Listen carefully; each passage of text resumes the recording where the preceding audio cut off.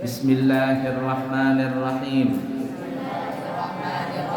Alhamdulillahi rabbil alamin.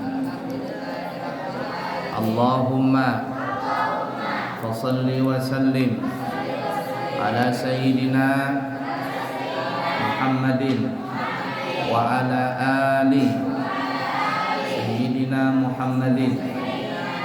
Qala al-muallifu al-syekh Tajuddin Nu'man ibnu Ibrahim ibnu Khalid Az-Zarnuji fi kitabihi Ta'limul Muta'allim rahimahullahu ta'ala wa nafa'na bihi wa bi ulumihi fid din wad dunya wal akhirah. Ngatin kemarin, banyak makan, banyak minum, banyak minum, banyak dahak, banyak dahak, banyak pelupa. Jadi yang pelupa itu ya tadi karena kebanyakan makan. Banyak lupa, banyak dahak, banyak minum, banyak makan. Aku lupa. Wa 'anin nabiyyi alaihi salatu wassalamu annahu qala thalathatun yabghiduhumullahu ta'ala min ghairi jurmin al-aqulu wal bakhilu wal mutakabbiru wa ta'ammulu fi madarrin kathratul akli wa hiya al amradu wa kalalatut tab'i qila al bitnatu tudhibu al fitnata. Nabi kita Muhammad sallallahu alaihi wasallam bersabda, ada 3 kelompok manusia yang dimurkai Allah tanpa dosa. Ini Allah tidak suka orang ini.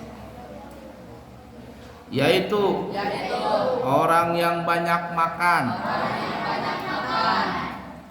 Orang banyak makan kan tidak apa-apa, tapi kalau kebanyakan makan Allah nggak suka. Berapa kali kamu makan sehari semalam? 6 kali. Jam 7 makan, jam 10 waktu selesai belajar makan, entar lagi habis zuhur nih belajar 1:30 makan, habis asar makan, habis maghrib makan, sebelum tidur berapa kali tuh makan. Nah, orang yang banyak makan Allah nggak suka itu.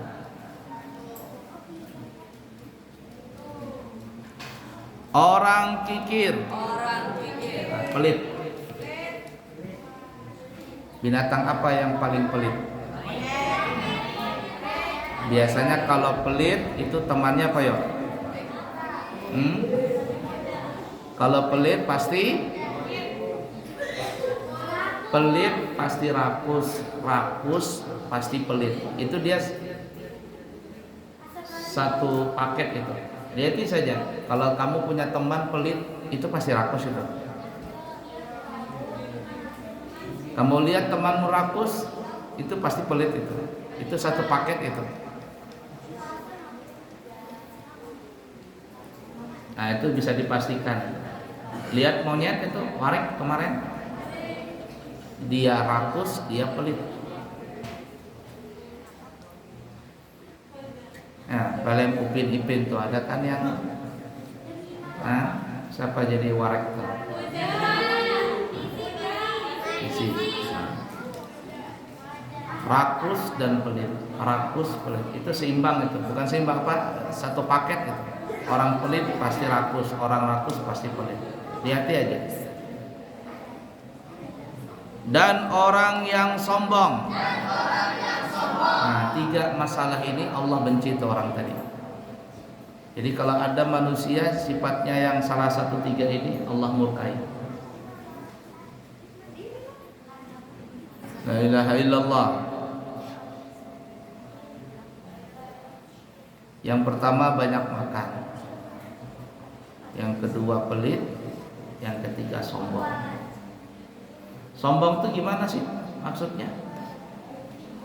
Nabi mengatakan sombong itu at-takabburu batarul haq wa ghamtun nasi.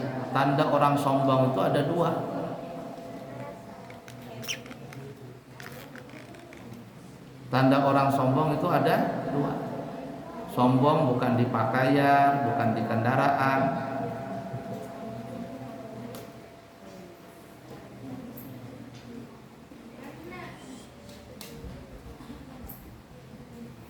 Tanda sombong itu ada 2. Yang pertama batarul haq, tidak bisa dinasehatin. Anaknya kepala batu apa? Batu cadas kah? Batu karang kah? Batu apa? Keras kepalanya, nggak bisa dinasehatin. Kalau orang Banjar mahari mengatakan dilarang kayak disuruh. Dilarang kayak disuruh. Saking kepala batunya, dinasehatin sekali nggak mempan, 2 kali nggak mempan. Kenapa kepala batu? Itu tanda orang sombong.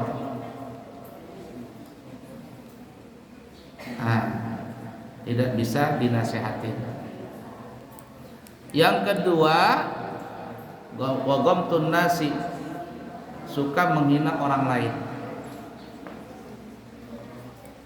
Biasanya begitu orang sombong. Kalau sombong dia tidak mau terima nasihat, lalu dia akan meremehkan orang lain. 3 sifat ini Allah murkai. Termasuk cara mengurangi makan ialah memikirkan bahayanya banyak makan, yaitu mudah terserang penyakit dan mengakibatkan bebalnya otak. Tahu bebal enggak? Kalau kamu habis disuntik apa namanya itu, bersunat atau apa itu disuntik, kata orang Banjar katur, tahu katur? Dipijit tuh nggak terasa, mati rasa, bebal, otaknya bebal, mati rasa otaknya. Itu yang kata orang Bahari, masuk telinga kanan, keluar telinga kanan. Kalau masuk telinga kanan, keluar telinga kiri, masih ada lewat-lewatnya. Ini masuk telinga kanan, keluar telinga kanan, yaitu dibebal. Mentul. Termasuk malas. Dikatakan perut yang penuh itu dapat menghilangkan kecerdasan.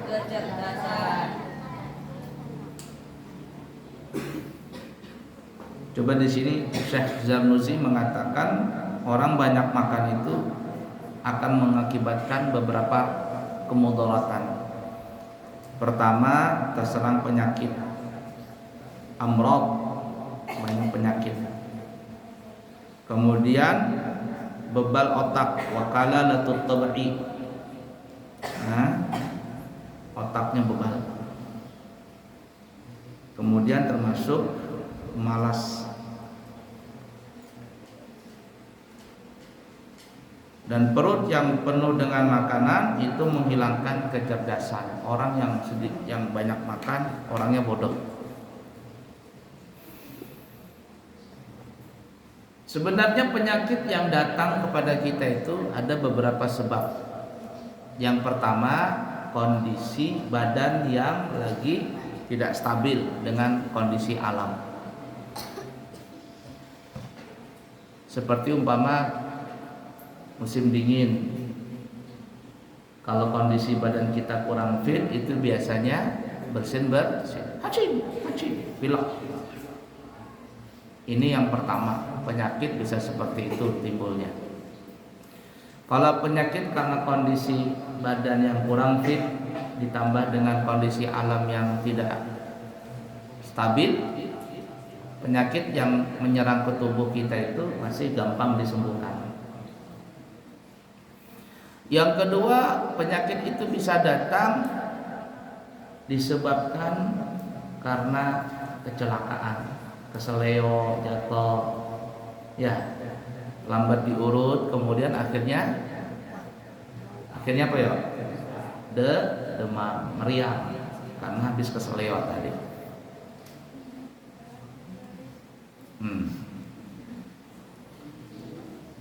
Yang ketiga, penyakit itu datang disebabkan karena keturunan. Makanya di dalam Islam walaupun boleh tapi sebaiknya hindari. Apa itu? Menikah dengan sepupu sekali.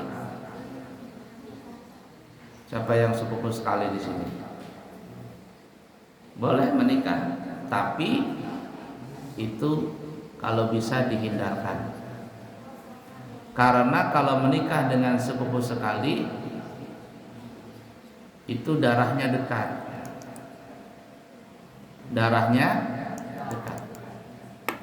Di dalam pendapat ulama, orang yang menikah dengan sepupu sekali itu kalau menghasilkan anak-anaknya nahif, kurus sehat ya apa-apa, kurus penyakitan.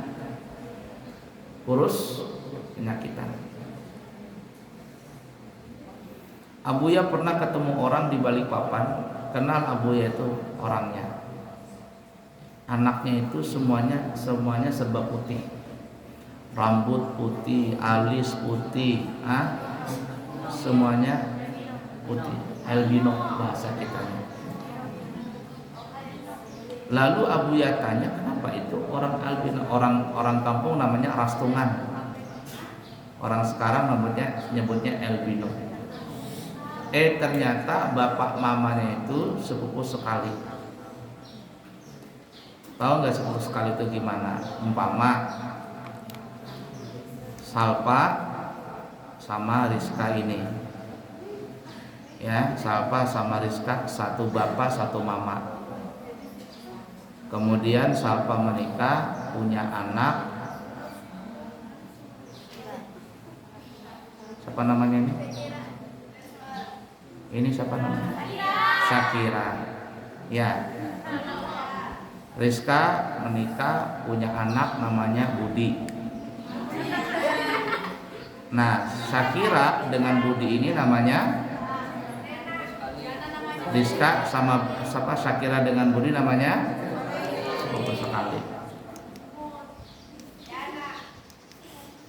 Boleh Rizka menikah dengan Budi, boleh, tapi dihindari. Nah, kalau itu menikah darahnya terlalu dekat. Dan yang Abuya lihat kemarin di Balikpapan, albino. Anaknya albino, serba putih semuanya. Rambut, alis putih semuanya. Jangankan manusia, binatang saja ada albino itu. Kalau nggak salah di Tritip itu penangkaran buaya ada buaya putih. Jadi buaya putih itu sebenarnya bukan hantu, bukan ada ditunggangi setan, enggak. Karena dia bapak mamanya ini darahnya dekat. Jadi ketika punya anak jadi buaya putih albino namanya. Buaya itu adalah binatang yang setia dengan pasangannya. Makanya orang Betawi kalau lamaran atau menikah itu selalu membawa roti buaya. Nah, buaya itu dia sekali aja dia berpasangan, tidak pernah gonta-ganti. Nah, itu binatang buaya. Buaya itu namanya binatang yang setia. Ada dua binatang yang setia. Yang pertama buaya, yang kedua adalah apa namanya itu, burung merpati. Makanya kalau orang Kristen dia menikah itu biasanya lambangnya burung merpati. Tapi yang paling jahat pasangan itu adalah laba-laba. Laba-laba itu kalau dia habis melahirkan atau apa dibunuh suaminya. Itu pemburu berdarah dingin itu laba-laba. Nah, jadi buaya itu binatang setia selama buaya itu masih di air. Kalau dia ke darat namanya buaya. Yang paling bahaya buaya betina darat.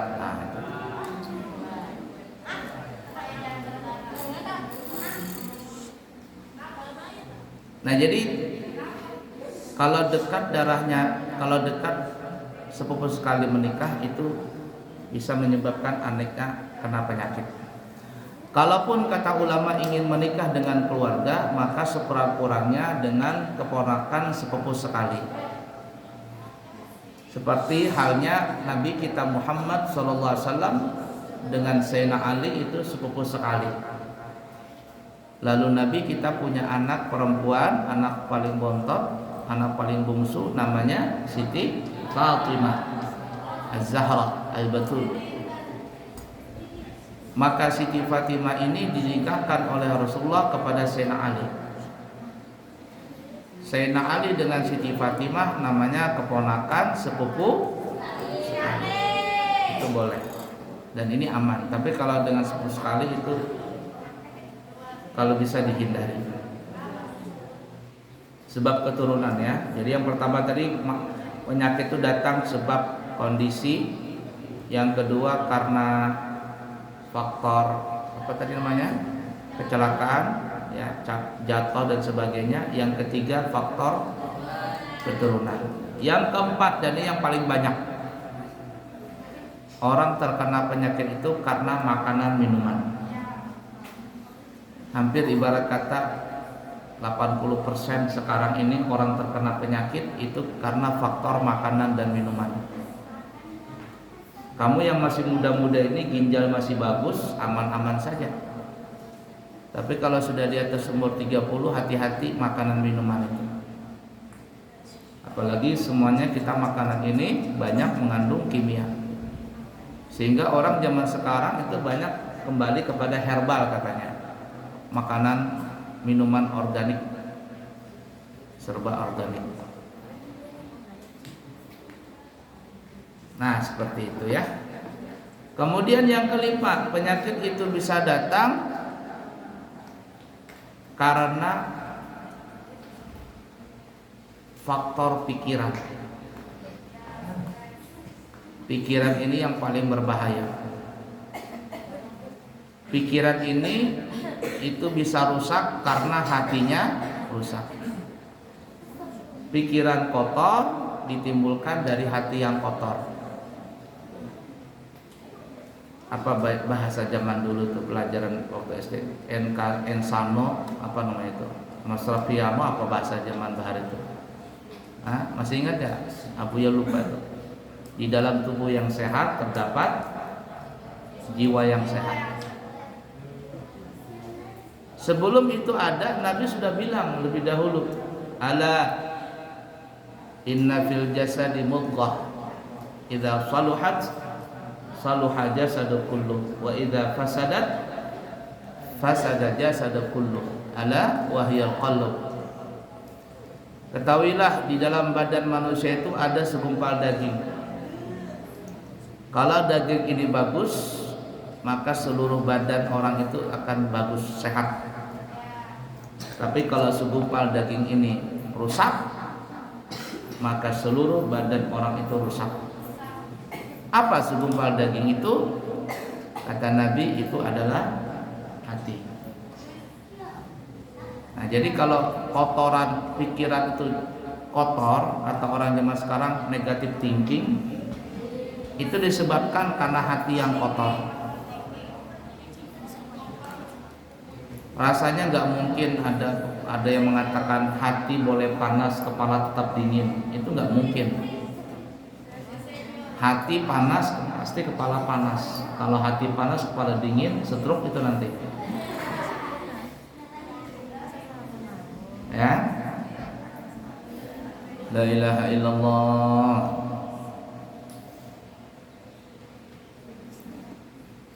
Nah, ini faktor pikiran ini bahaya. Hampir rata-rata sekarang orang yang terkena penyakit itu disebabkan karena pikiran. Orang bisa saja dari tinggi, tapi dia nggak pusing kepalanya. Kenapa? Karena pikirannya bersih, hatinya bersih. Tapi kalau pikirannya kotor, maka semuanya akan mengimbas kepada badannya. Nanti nggak mau makan, kepala pusing, badan kurus, timbul sakit mah, liver, ini itu. Kenapa? Karena hatinya kotor tadi. Tapi hati yang gembira, hati yang bersih, dia akan senang, sehat badannya. Coba lihat itu ya. Ada orang jatuh cinta sama dengan orang putus cinta. Sama-sama pikiran itu. Orang jatuh cinta pikiran, orang putus cinta pikiran. Sama-sama dua-duanya gak bisa makan. Tapi yang anehnya, yang jatuh cinta walaupun gak makan tapi badannya kuat. Kenapa? Sebab karena hatinya bahagia. Tapi orang yang putus cinta gak makan tapi badannya sakit-sakitan. Kenapa? Karena hatinya bersedih.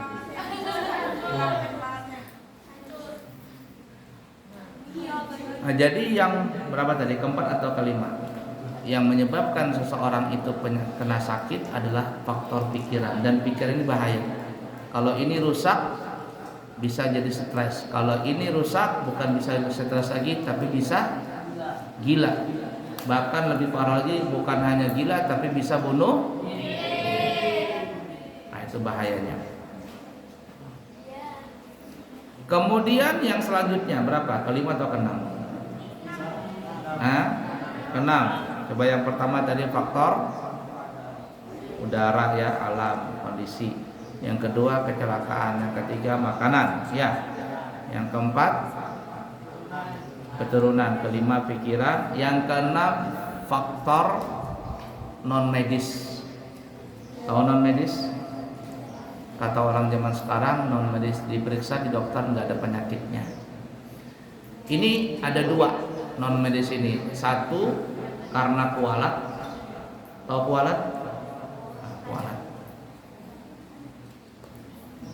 Nah, kualat ini sebabnya juga kembali tadi ke hati yang kotor. Jadi timbul penyakit yang macam-macam karena kualat. Kualat sama orang tua, kualat sama guru, kualat sama ulama, kualat sama suami, kualat sama orang baik, kualat sama orang wali. Itu bisa kena penyakit itu.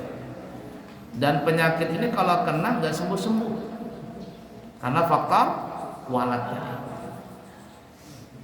Satu-satunya cara minta maaf, itu bisa sembuh. Yang kedua, faktor X ini, faktor apa non medis itu disebabkan karena sihir. Sihir diganggu, disantet, nah itu bisa kena itu. Kalau faktor santet, parang maya dan sebagainya, ini masih bisa ada harapan sembuh, asalkan orang yang sakit tadi dia dekat dengan Allah Ta'ala, bisa sembuh penyakit itu. Nah itu ya. Cuman untuk zaman sekarang penyakit yang paling banyak menimpa kepada seseorang itu adalah dari faktor makanan dan minuman tadi. Makanya Syekh Zarnuzi mengatakan makanan itu yang terlalu banyak akan menimbulkan beberapa mudarat. Pertama penyakit, yang kedua bebalnya otak, ya, kemudian pemalas. Kita habiskan ya. Hukiyah, ikutin. Hukiyah Anjali Nusa annahu qala ar-rumanu naf'un kulluhu wassamaku, itu bukan wassamaku. Kalau orang belajar nahwu paham, kalau nggak belajar nahwu asal baca aja. Wassamaku dararun kulluhu wa qalilus samaki khairun min katsirir rummani wa fihi itlaful mali wal aklu fawqa shib'i dararun mahdun wa yastahiqqu bihil iqaba fi daril akhirati wal akulu baghidun fil qulubi. Perhatikan ini. Jalianus, nggak tahu siapa Jalianus ini, mungkin orang pintar kah, orang siapa? Jalianus, atau ini yang diambil dari kata-kata genius. Cuman yang jelas ini nama seseorang ya, apakah dia orang Islam atau tidak, wallahu a'lam. Coba duduk yang betul, la ilaha illallah. Jalianus berkata, buah delima seluruhnya berguna. Tahu buah delima?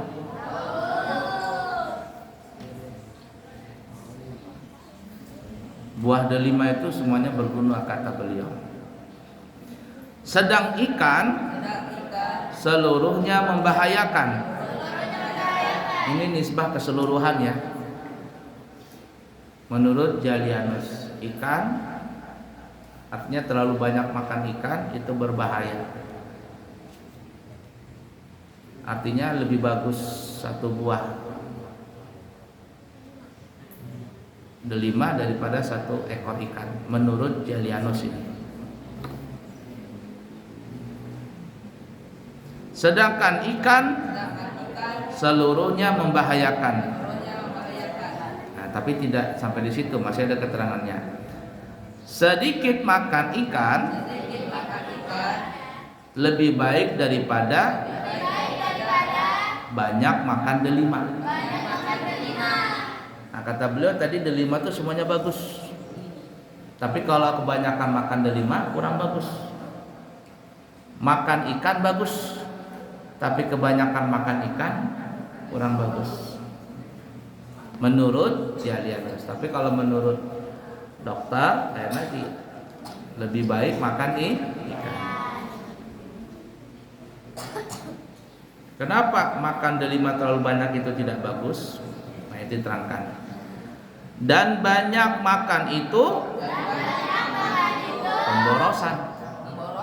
Makan delima banyak-banyak pemborosan. Ikan terlalu banyak pemborosan. Makan terlalu kenyang itu membahayakan. Jadi terlalu banyak makan itu nggak bagus. Otaknya pembakaran. Dan bahkan karena banyak makan, orang akan menerima siksa di akhirat. Bisa jadi orang yang banyak makan itu tersiksa di akhirat. Orang yang banyak makan biasanya tidak disukai teman. Ada nggak kira-kira temanmu kalau yang rakus itu ditemani sama teman lain? Makan begitu, jangan dikasih itu kalau makan tuh banyak. Ya, kalau dia makan tuh banyak, kemudian gak ingat sama teman, rakus. Orang yang banyak makan dibenci sama teman. Terakhir, Wa tariqu taqlidil akli an ya'kulal at'imata ad-dasimata wa yuqaddima fil akli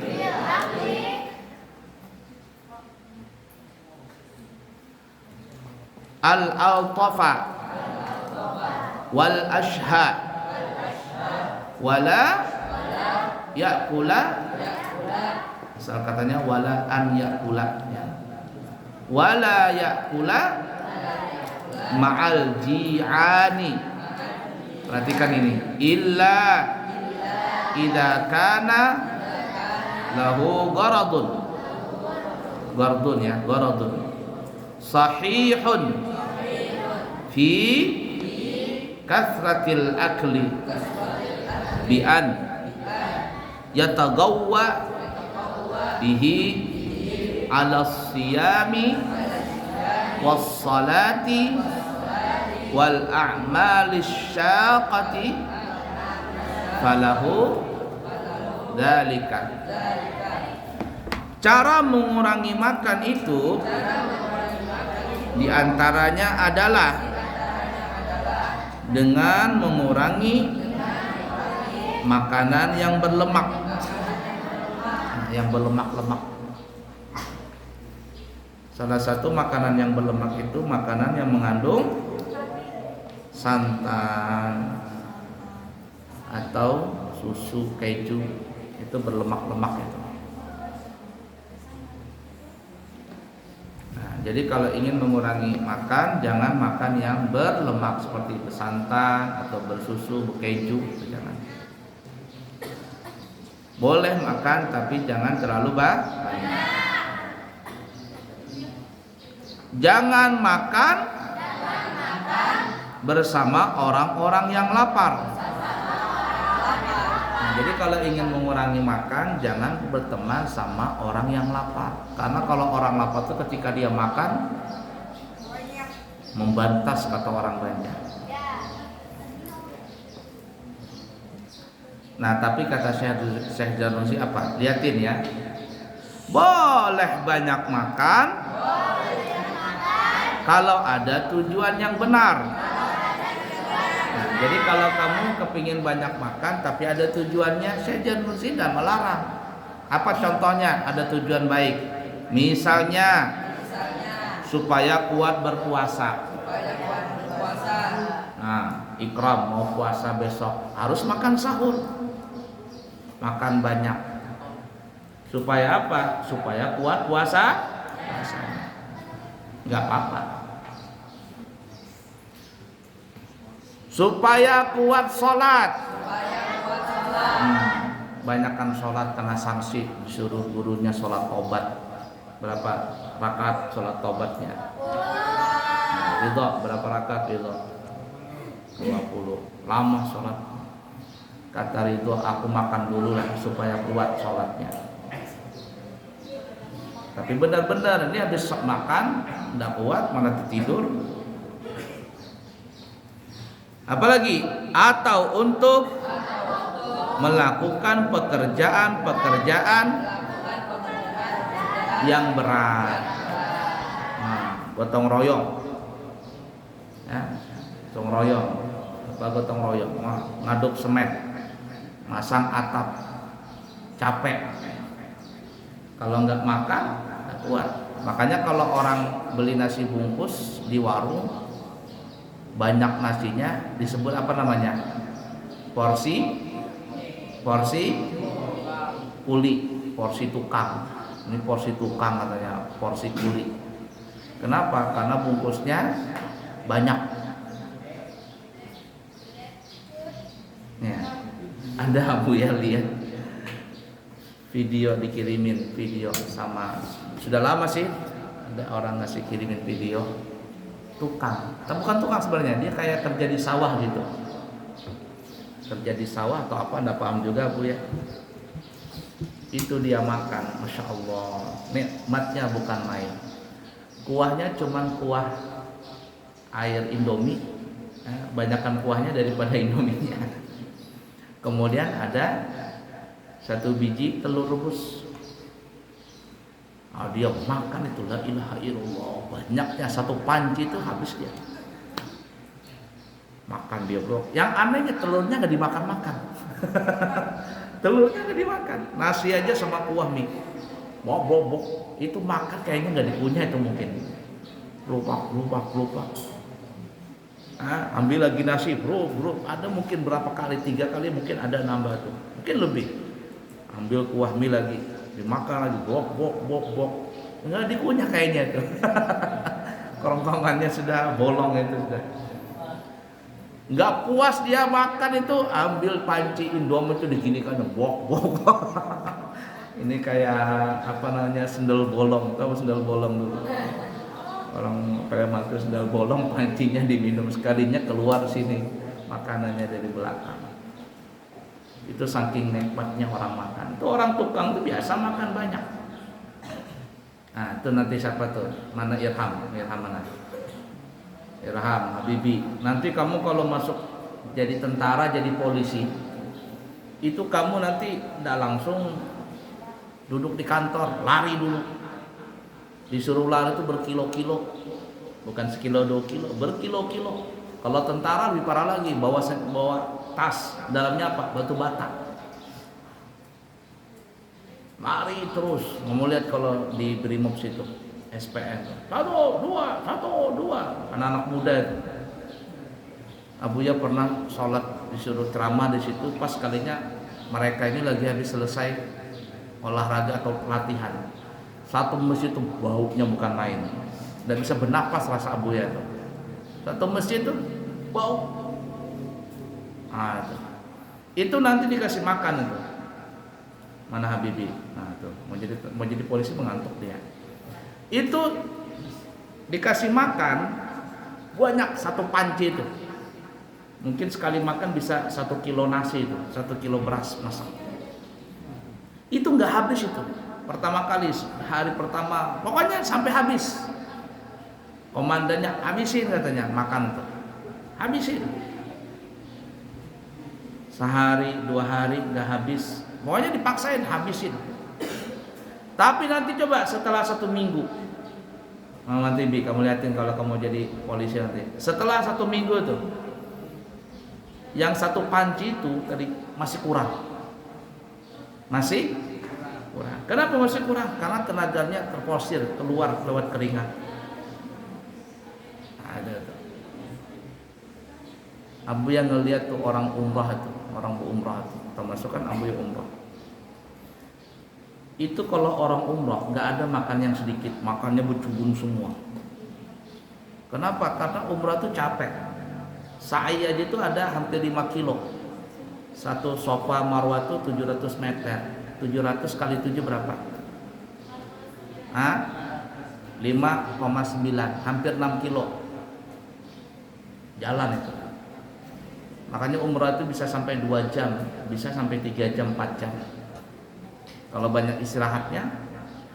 Tapi kalau sudah pulang ke hotel, makan itu bercubung makan tuh. Nggak nenek-nenek, nggak kakek-kakek, nggak anak muda, semuanya makan banyak. Kenapa banyak makan? Karena tadi terporsir tenaga tadi. Nah itu. Nanti ingatin mau Habibi jadi polisi atau sampai Irham tuh.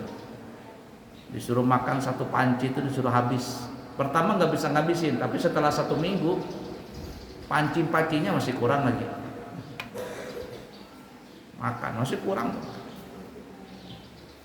Nah makanya tadi Syekh Zanusi kalau seandainya ada memang perlu, tidak apa-apa. Seperti ingin kuat puasa, ingin kuat sholat, ingin kuat gotong royong, tidak apa-apa makan. Paham kira-kira? Nah ini makan kerjaan enggak, makan kuat, selesai sudah. Makanya otaknya pembabal, badan gemoy aja, otaknya pembabal. Nah, terlalu banyak Sallallahu alaihi wasallam Muhammadin wa ala alihi wasallam. Alhamdulillahi rabbil alamin.